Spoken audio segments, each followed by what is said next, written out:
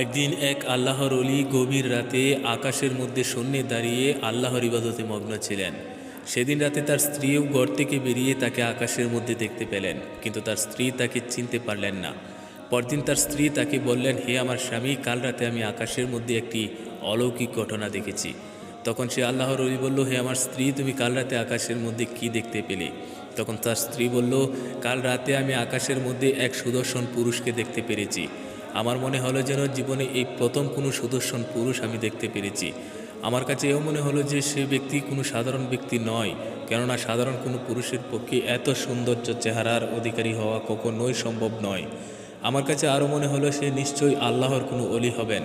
তখন তার স্বামী বলল, তুমি কি জানো সে ব্যক্তিটি কে?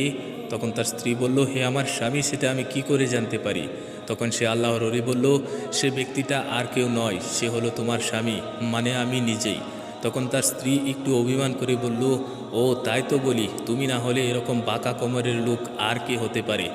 হ্যাঁ, এটাই হলো আমাদের সমাজের বাস্তবতা। আর এভাবেই আমাদের বোনগুলো তাদের স্বামীর নাশুকরিয়া আদায় করে তাদের নিজেদেরকে জাহান্নামের পাত্রী বানিয়ে ফেলছে।